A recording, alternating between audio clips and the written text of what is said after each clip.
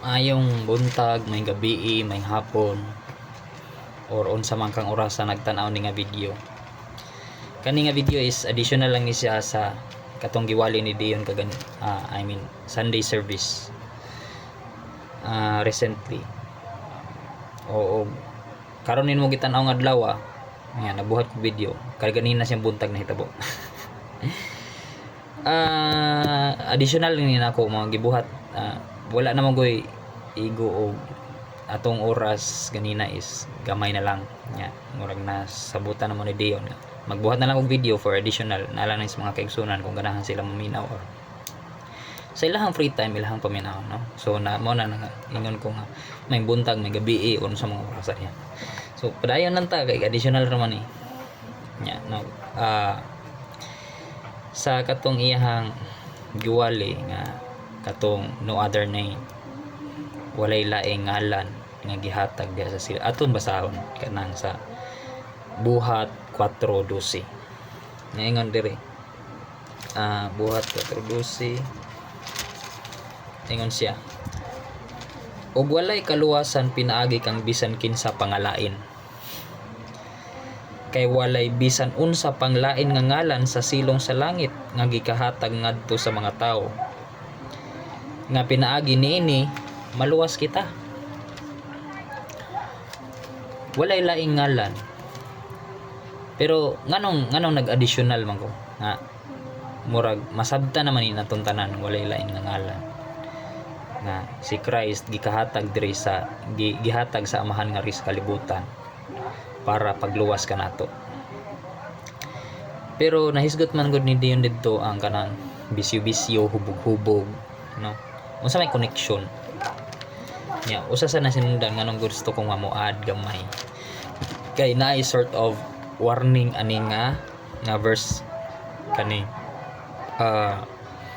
buhat 4:12 kay naingon magud sa Mateo dili tanan nagtawag anang ngalana iyang giila hadlok kay no nga kita sige tagtawag ana Lord Jesus pero wa ta ilha sa Dios basahon na to na Mateo 7:21 atong tiwasog basa sunod warning na lang ni siya nato pod mga believers pa kay parehar man nga ngalan ato ang basahon ha Mateo 7:21 ingon siya diri dili ang tanang magaingon kanako Ginoo Ginoo makasulod sa gingharian sa langit kundi ang nagatuman sa kabubuton sa akong amahan nga nasa langit. Timainin ninyong nagatuman sa kabubuton ha. Mubalik ra ta diri. Tiwas tagbasa. Daghanon niya ang mga magaingon kanako niadtong adlaw, Ginoo Ginoo, dili ba nagahimo man kamig mga propesiya tungod sa imong ngalan? Ug na nagpagula og mga yawa tungod sa imong ngalan? Ug nakahimo sa daghang mga milagro tungod sa imong ngalan?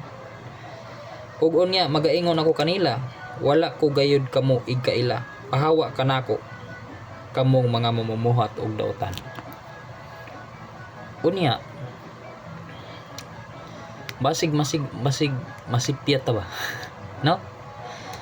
Wala laing ngalan. So sa kaning nga ngalan gibuhat gihapon ni sa paghimog propesiya, pagmaayog masakiton, o bisag unsa pa diya panultig dila or unsa pa ni diri basta daghan kay nabuhat nila pinaagi ani ngalana pero pareha ra man ning ngalan nganong wala man sila ilha sa Dios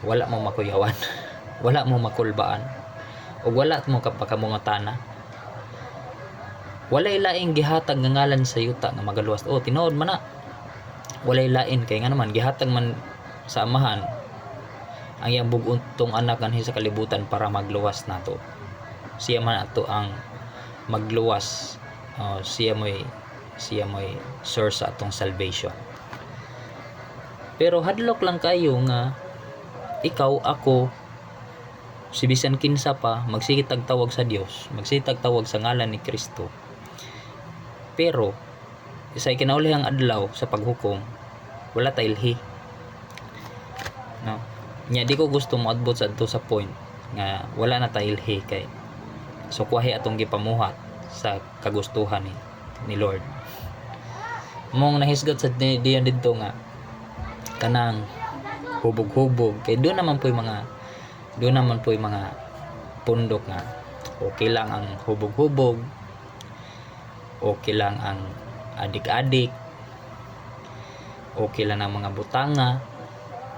Naingon biya sa Korinto, unang Korinto 10:23 nga ang tanang butang gikatugot pero dili tanang butang makaayo. Timanin na ninyo. So padayon ta unsa may akong buhaton nga hadlok man kay na kay ako nagsigog tawag sa Ginoo. Pero wa ko hibaw basig igabot sa panahon nga tinghukom na maapil ko anang wa ko ilhi sa Dios. Wa ko ilhi sa atong amahan nga akong giila nga Ginoo. Magkuha tag tubag sa Mateo lang gihapon po.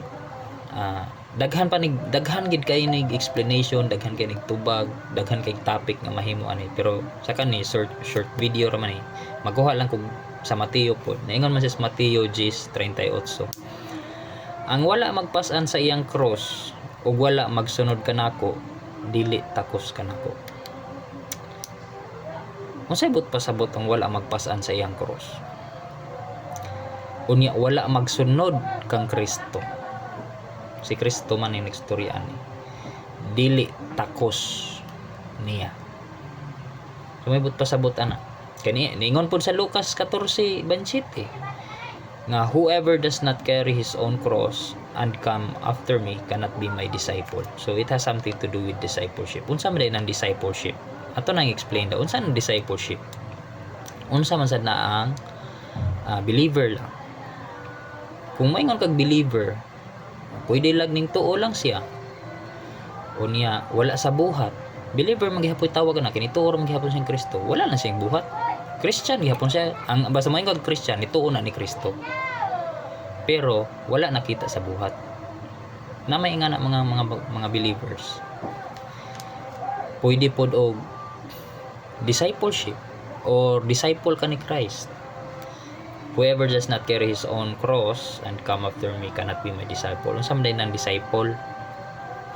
Nganong gisugo man ang mga apostoles nga go to the world and make disciples sa Mateo gihapon. Unsa man din ang disciple diay? Ang discipleship man gud mga igsoon kay kung ikaw gusto ka mosunod ni Kristo, kanang giingon diha magpas-an ka sa imuhang kaugalingong, magpas-an ka sa imuhang cross nya mosunod ka niya. It has something to do with sacrifices. Kay sa pagkataon nimo diri sa kalibutan sa panahon nga wa pa ka makailan ni Kristo, ang imuhang mga gawi wala pa kay paki kay nagtuo pa ka nga ingani lang lay. Pero sa dihang nagtuo na ka sa Biblia, diin nagugat og diin ang pulong sa Ginoo or sa atong giila nga Dios. Kay lain-lain man lagi tag tinuhuan. Pero sa atong mga Christian nga nituo sa Biblia, diri nagsugod diri atong kaluwasan is kung unsay sugo sa Dios dinhi sa Biblia, ato gi-sacrifice ato ang mga karaang gawi. Mao bitaw ton hisgutan ni Dion des Corinthians nga kung ikaw naa na sa Dios, bag-o na kang binuhat. Kung bag-o na kang binuhat, ug unsa ka sa una, dili na ka mauni adto unta. Nahimo na kang disciple sa Ginoo. Ang discipleship kay ug unsa imuhang batasan sa una, imuha nang giusab kay gusto ka nga mahimo Christ-like character ba. Ug unsa ang kinaiyahan nga gusto sa Dios, unsay kabubuton sa Ginoo. Gusto ka nga imuha tong buhaton kay disciple ka sa Dios. Dili lang kutob sa pagtuo, disciple pa ka. Unya unsa man ang disciple, unsa man giugat ana niya. Na ako'y gamayng explain. Magkuha lang gihapon ta sa Bible, verse sa Bible kay para mas masabtan gamay sa kanang disciple o kanang believer ra or Christian ra. Christian ra nituo lang pero wala sa buhat ba.